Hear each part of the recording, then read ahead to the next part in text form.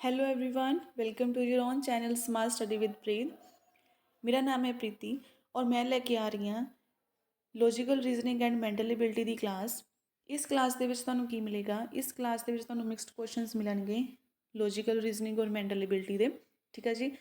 PSSSB JEE civil engineering नूं असीं target कर रहे हैं। अगर तुहाडे किसी भी पेपर दे विच तुहानूं रीजनिंग और मैंटल एबिलिटी का सबजैक्ट दिता होया ਤਾਂ most welcome, this class is for you. So start करते हैं। साडी क्लास का फर्स्ट क्वेश्चन है, speed of boat in down stream is 20 kilometre per hour and speed of boat in up stream is 16 kilometre per our. Find speed of stream. इस नूं करन दे लई तुहानूं पहलां ये पता होना चाहिए कि डाउन स्ट्रीम स्पीड और अपस्ट्रीम स्पीड के लिए की फॉर्मूला हुंदा। ਤੁਸੀਂ ਪਹਿਲਾਂ ਨੋਟ ਕਰ ਸਕਦੇ ਹੋ ਕਿ ਜੋ ਸਪੀਡ ਆਫ ਡਾਊਨਸਟ੍ਰੀਮ ਸਪੀਡ ਦੇ ਲਈ ਤੁਹਾਡੇ ਕੋਲ ਫਾਰਮੂਲਾ ਕੀ ਹੈਗਾ ਆ। ਤੁਸੀਂ ਇਹ ਲਿਖਣ ਤੋਂ ਬਾਅਦ ਲਿਖਣਾ ਹੈ ਇੱਥੇ ਬੋਟ ਸਪੀਡ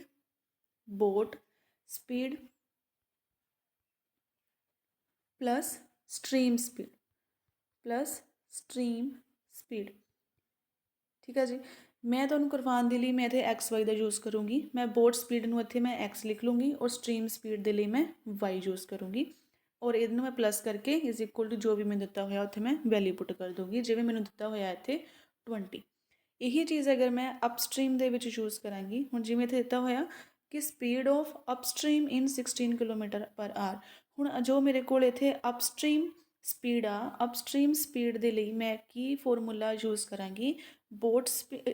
हाँ जी, यही boat speed minus stream speed. ठीक है, ऊपर वाले फॉर्मूले तो ही निकल के आ जाऊगा और इत्थे मैं कि X माइनस Y पुट कर दूँगी जो मैंने दिता होया 6। ये तो ये सीगे साडे फॉर्मूले। हुण मैं असीं सिंसीयरली इत्थों कर लैंदे आ। देखो speed of boat in down stream की दिता सीगा मैनूं बोट स्पीड कितना हैगा, मैं लिख लिया उत्थे X और जो मेरे कोल स्ट्रीम स्पीड सीगा वो सीगी मेरे कोल plus Y is equal to कितना दिता होया मैनूं इत्थे 20। ये मैनूं क्वेश्चन दे विच ही दिता होया। और speed of boat in upstream के लिए असीं की पुट कर रहे सीगे X minus Y is equal to 16। ठीक है जी। डिवाइड बाय असीं कर दांगे इहनूं माइनस क्योंकि सानूं की कड्ढण लई की किहा उन्हां ने फाइंड स्पीड ऑफ स्ट्रीम कड्ढण लई किहा होया। X ने X कट्टिया गया, Y साडे कोल कितना आ गया 2y is equal to 20 minus 16 आ गया इज़ इक्वल टू 4।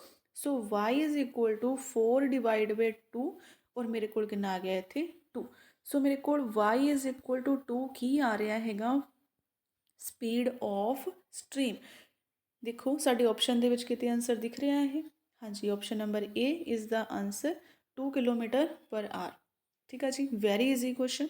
सानू अगर एक फॉर्मूला पता है तो असीं सैकेंड क्वेश्चन बना के फॉर्मूला बना के असीं उहनूं सॉल्व कर सकते हैं। ठीक है जी।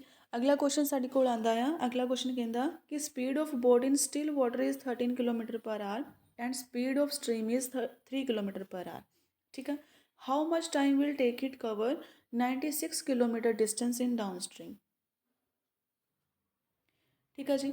हुण देखो मैनू पता सीगा कि पहला सानू सारिਆਂ ਨੂੰ पता होना चाहिए फॉर्मूला की हुंदा टाइम का फॉर्मूला हुंदा आ डिस्टेंस अपॉन स्पीड।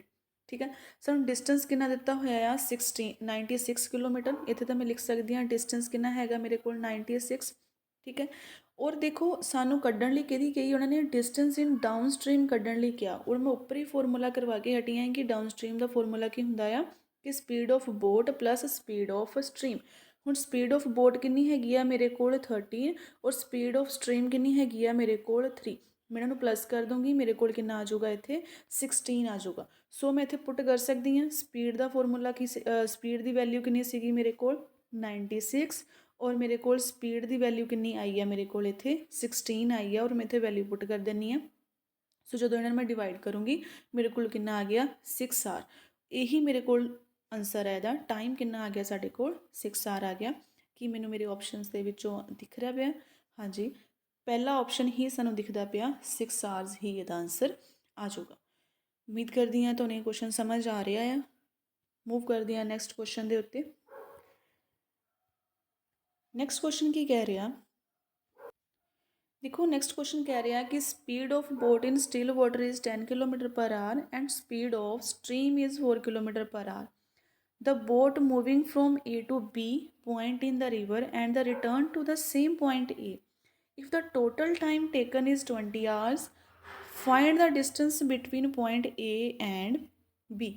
ਦੇਖੋ ਸਾਨੂੰ ਇਹਦੇ ਵਿੱਚ ਜੋ ਸਪੀਡ ਆਫ ਬੋਟ ਦਿੱਤੀ ਹੋਈ ਆ ਉਹ ਸਾਨੂੰ ਦਿੱਤਾ ਹੋਇਆ 10 ਕਿਲੋਮੀਟਰ ਔਰ ਜੋ ਸਪੀਡ ਆਫ ਸਟ੍ਰੀਮ ਦਿੱਤੀ ਹੋਈ ਆ ਉਹ ਦਿੱਤੀ ਹੋਈ ਆ 4 ਕਿਲੋਮੀਟਰ ਪਰ ਤੇ ਟੋਟਲ ਟਾਈਮ ਸਾਨੂੰ ਕਿੰਨਾ ਦਿੱਤਾ ਹੋਇਆ ਉਹ ਦਿੱਤਾ ਹੋਇਆ ਸਾਨੂੰ 20 ਆਵਰਸ ਠੀਕ ਹੈ।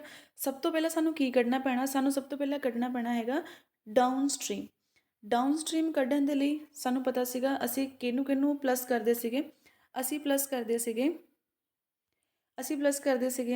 ਪਹਿਲਾਂ ਮੈਂ ਸਾਫ਼ ਕਰ ਦੇਣੀ ਥੋੜਾ ਤੁਹਾਨੂੰ ਕਲੈਰਿਟੀ ਆ ਜਾਏਗੀ ਔਰ ਮੈਂ ਕਲਰ ਵੀ ਚੇਂਜ ਕਰ ਦੇਵਾਂ। ਹਾਂਜੀ ਹੁਣ ਦੇਖੋ ਸਭ ਤੋਂ ਪਹਿਲਾਂ ਅਸੀਂ ਡਾਊਨ ਸਟ੍ਰੀਮ ਦੇ ਲਈ ਅਸੀਂ ਕੀ ਕਰਦੇ ਸੀਗੇ speed of boat plus speed of stream ਠੀਕ ਆ। ਸੋ ਸਾਡੇ ਕੋਲ ਇਹ ਕਿੰਨਾ ਆ ਜਾਊਗਾ ਮੈਂ ਡਾਊਨ ਸਟ੍ਰੀਮ ਨੂੰ ਇੱਥੇ ਡੀ ਲਿਖ ਰਹੀ ਹਾਂ ਸੋ ਮੇਰੇ ਕੋਲ ਕਿੰਨਾ ਆ ਜਾਊਗਾ ਇੱਥੇ 10 + 4 = 40 ਠੀਕ ਆ। ਇਹ ਮੰਨ ਕੇ ਚੱਲ ਰਹੀ ਹਾਂ ਕਿ ਤੁਹਾਨੂੰ ਹੁਣ ਇਹ ਚੀਜ਼ ਤਾਂ ਸਮਝ ਆ ਗਈ ਆ ਕਿ ਡਾਊਨ ਸਟ੍ਰੀਮ ਕੱਢਣ ਦੇ ਲਈ ਸਾਡੇ ਕੋਲ ਫਾਰਮੂਲਾ ਕੀ ਸੀਗਾ boat speed plus stream speed. So ਉੱਥੇ ਅਸੀਂ 10 + 4 ਕਰਕੇ 14 ਕਰ ਲਿਆ। ਇਹਦੀ ਮੈਂ ਅਪਸਟ੍ਰੀਮ ਦਾ ਜਦੋਂ ਮੈਂ ਕੱਢੂੰਗੀ ਅਪਸਟ੍ਰੀਮ ਦਾ ਫਾਰਮੂਲਾ ਮੇਰੇ ਕੋਲ ਕੀ ਸੀਗਾ ਉਸੇ ਤਰ੍ਹਾਂ ਮੇਰੇ ਕੋਲ x - y ਯਾਨੀ ਕਿ ਬੋਟ ਸਟ੍ਰੀਮ ਨੂੰ ਜਦੋਂ ਮੈਂ ਉਹਦੇ ਵਿੱਚੋਂ ਮਾਈਨਸ ਕਰਦੀ ਹਾਂ ਸਪੀਡ 'ਚੋਂ ਸਟ੍ਰੀਮ 'ਚੋਂ ਤਾਂ ਉਹਦੇ ਮੇਰੇ ਕੋਲ ਕਿੰਨਾ ਆ ਜਾਊਗਾ ਇੱਥੇ 6 ਕਿਲੋਮੀਟਰ ਪਰ ਆ ਗਿਆ। ਸੋ ਮੈਂ ਇਹ ਸਮਝ ਗਈ ਹਾਂ ਕਿ ਮੇਰੇ ਕੋਲ ਡਾਊਨ ਸਟ੍ਰੀਮ ਵੀ ਨਿਕਲ ਗਿਆ ਮੇਰੇ ਕੋਲ ਅਪਸਟ੍ਰੀਮ ਵੀ ਨਿਕਲ ਗਿਆ।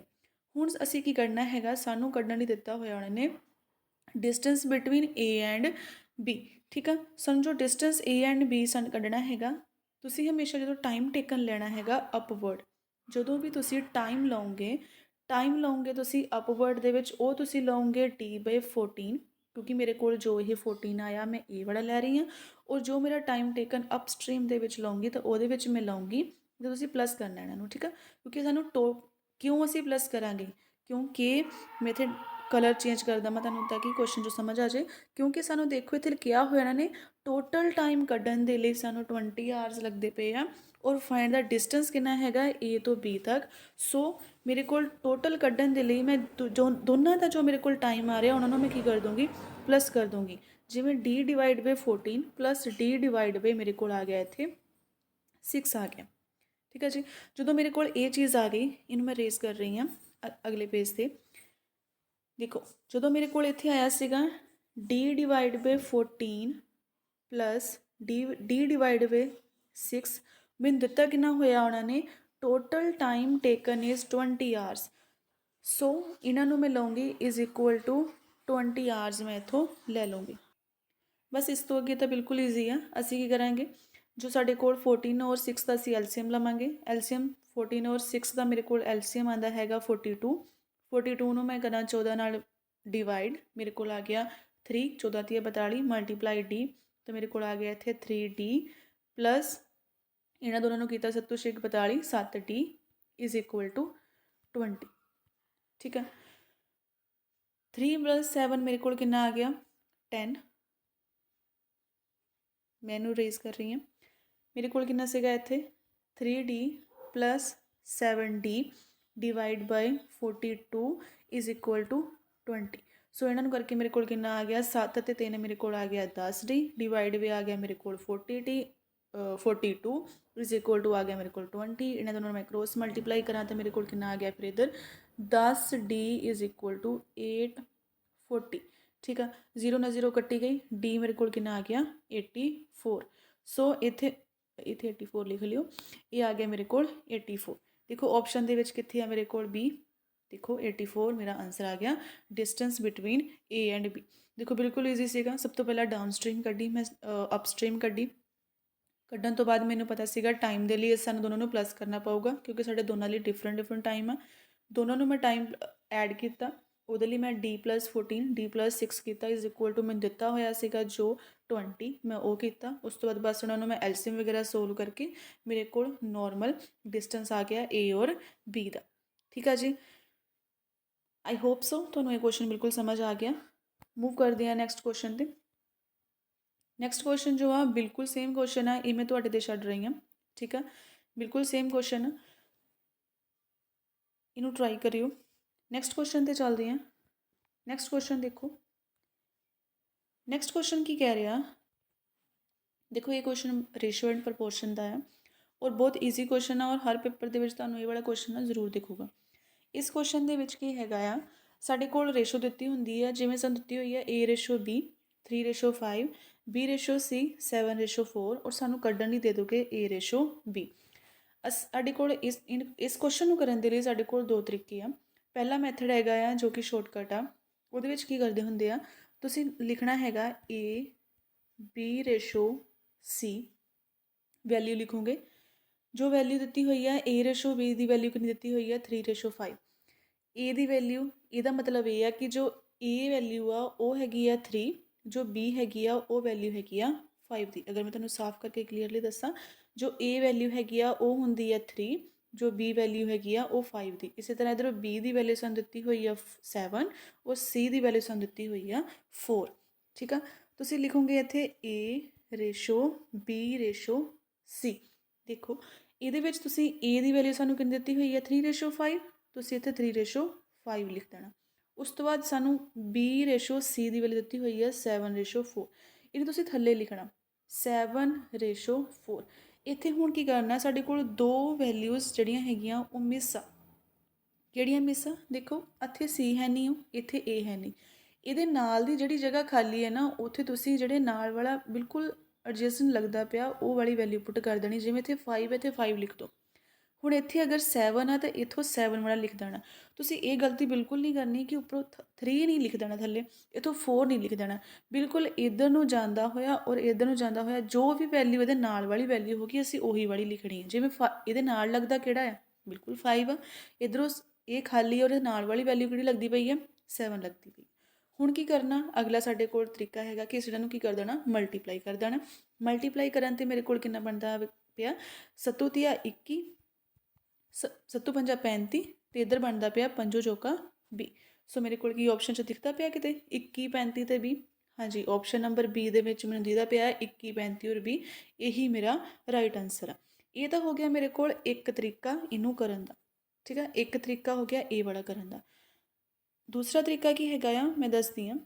ਦੂਸਰੇ ਤਰੀਕੇ ਦੇ ਵਿੱਚ ਅਸੀਂ ਸਾਡੇ ਕੋਲ ਹੁੰਦਾ ਆ ਕਿ ਟ੍ਰਿਕ ਹੁੰਦੀ ਹੈ ਕਿ ਅਸੀਂ Z ਲਗਾਉਂਦੇ ਹਾਂ, ਯਾਨੀ ਕਿ A/B ਔਰ B/C।